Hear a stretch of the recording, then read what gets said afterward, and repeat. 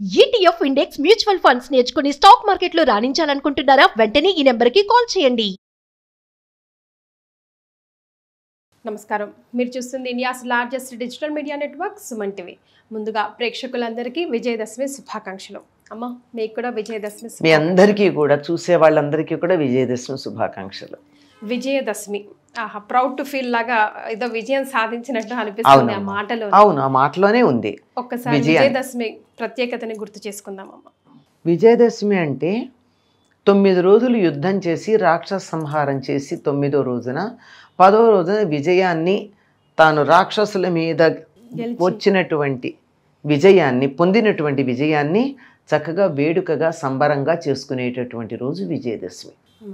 అమ్మవారు అనేక యుగాల్లో అనేక అవతారాలు ధరించి అనేక మంది రాక్షసుల్ని సంహరించింది. ప్రతిసారి కూడా ఆవిడ యుద్ధం ఆశ్వయుజ శుద్ధ పాడ్యమి నాడు మొదలుపెట్టి నవమి నాడు రాక్షస సంహారం చేసింది.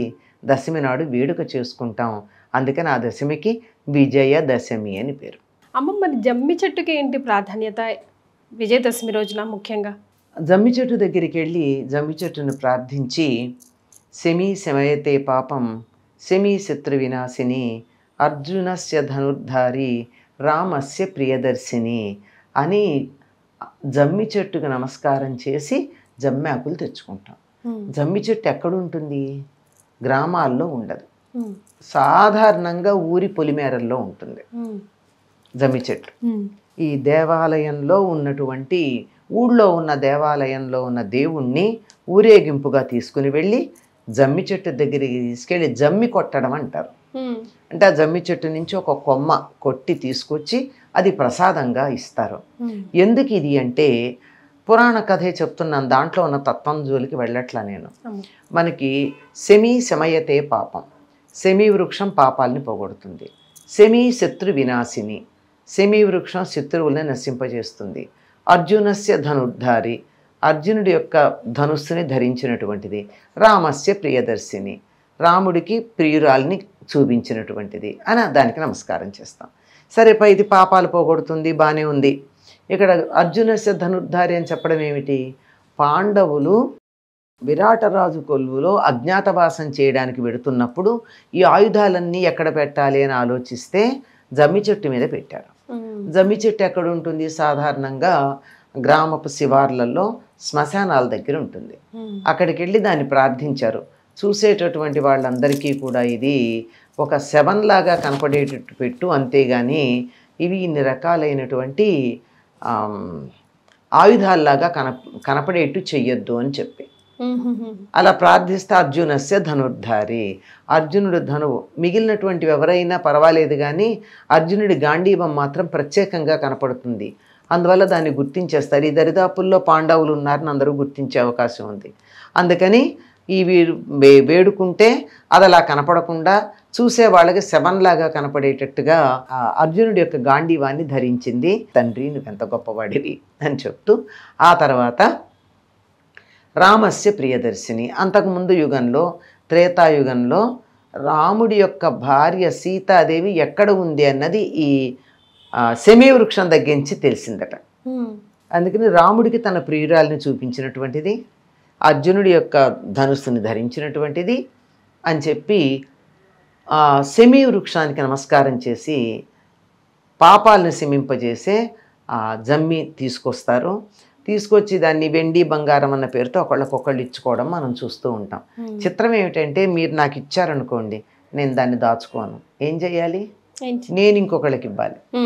ఎవరికి వాళ్ళు దాచుకునే పద్ధతి కాదంటే, మంచితనాన్ని, అందరికీ శ్రేయస్సు కలిగేదాన్ని 10 మందికి పంచటం అనేటటువంటి ఒక అద్భుతమైన భావన మనకి వెండి బంగారం పంచుకోవటంలో కనపడుతుంది. అమ్మ, ఇన్ని యుగాలు అన్నారు కదా, ఇన్ని యుగాల్లో ఏ అవతారంలో ఉన్నారు అమ్మవారు?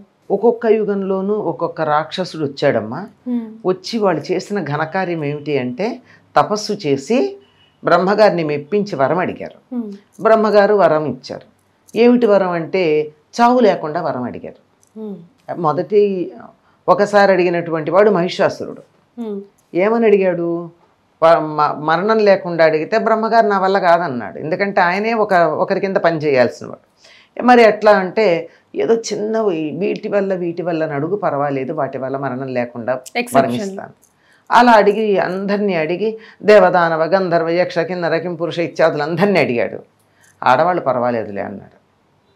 అంచేత అమ్మవారు స్త్రీ రూపంలో సృష్టిలో ఉన్న సమస్తమైనటువంటి చైతన్యం స్త్రీ రూపంగా అవతరించి వాడిని సంహారం చేయాల్సి వచ్చింది. అట్లాగే తరువాతి యుగంలో తరువాతి మహాయుగంలో శుంభనిశుంభులు అనేవాళ్ళు, వీళ్ళు కూడా డిటో అంత బ్రహ్మగారిని వరం అడిగి ఆడవాళ్ళు పర్వాలేదు అన్న. అప్పుడు కూడా అలాగే వచ్చింది. ఈ మొదటిసారి మహిషాసుర మర్దనం అయిన తర్వాత ఆవిడ దేవతలు ఆవిడని కీర్తిస్తే సంతోషపడి, ఈసారి మళ్ళీ మీరు చిద్యాగం అలాంటివన్నీ చెయ్యక్కర్లేదు, నేను ఇలాగే ఉంటాను, ఎప్పుడు మీకు అవసరమైతే అప్పుడు పిలవండి, నేను వచ్చి మీకు రాక్షస సంహారం చేసి పెడతానంది అని వీళ్ళు తలుచుకున్నారు. శుంభనిశుంభుల వ్యవహారం పడలేక తలుచుకుంటే అప్పుడు హిమాలయ పర్వత ప్రాంతాల్లో ఉన్నటువంటి ఆవిడ చాలా విలాసంగా తిరగడం మొదలెట్టింది. ఆ విలాసం చూసి శుంభనిశుంభుల సేనానాయకుడు మంత్రి పొరపాటు శుంభనిశుంభుల మంత్రి ఒకడు చూసి, ఆహా హిమాలయాల్లో ఎంత అందగత్తుంది, ఆవిడ నీ పక్కన లేకపోయాక నీకు ఇంత సింహాసనం ఉండి ఏం లాభం, వెళ్ళి ఆవిడని నీ సొంతం చేసుకో అన్నాడు. ఆయన ఇంకొకడిని సుగ్రీవుడు అనేవాడితో కబురు చేశాడు. మంచి కంఠం ఉన్నవాడు అనమాట, అసలు తీయగా మాట్లాడి కన్విన్స్ చేయగలడు. వాడి దగ్గరికి వెళ్ళి చెప్తే ఆవిడంది, నిజమేలే నేను విన్నాను వాళ్ళ గురించి, కాకపోతే చిన్నప్పుడు చిన్న ప్రతిజ్ఞ చేశాను స్నేహితుల దగ్గర, ఏమంటే నన్ను యుద్ధంలో గెలిచిన వాడిని మాత్రమే పెళ్లి చేసుకుంటానన్నాను.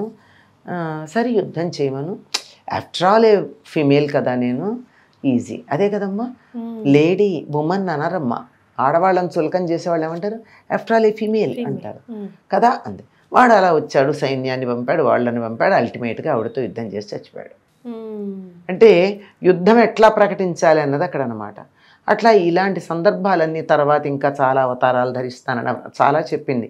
ఒక్కొక్క రాక్షసుల్ని ఎలా చంపుతాను, దుర్గమాసురుణ్ణి చంపడానికి దుర్గగాను, తర్వాత అరుణాసురుణ్ణి చంపడానికి భ్రమరాంబగాను, ఇలా శతాక్షి, సహస్రాక్షి, రక్తదంతిక ఇలాంటి అనేక నామాల్లో ఆవిర్భవిస్తానని చెప్పడం జరిగింది.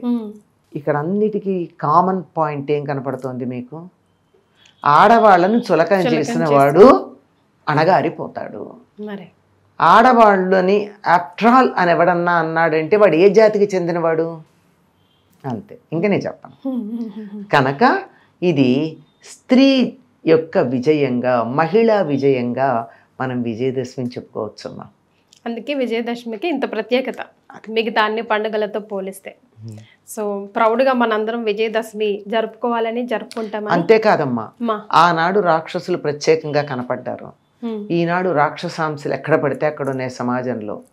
కనుక స్త్రీ శక్తి విజృంభించి సమాజంలో ఉన్న దురాచారాలు, దుర్గుణాలు, దౌర్బల్యాలు, అన్యాయాలు, అక్రమాలు వాటన్నింటి మీద కూడా విజయం పొందాలి అని, విజయం సాధించాలి అని విజయదశమి సందర్భంగా మనం అమ్మవారిని ప్రార్థిద్దాం. ఆ శక్తి అంశ అందరిలోనూ ప్రవేశించి చెడు మీద మంచి విజయం సాధించటానికి సంకేతంగా విజయదశమిని చేసుకుందాం. శ్రీమాత్రే నమః. శ్రీమాత్రే నమః.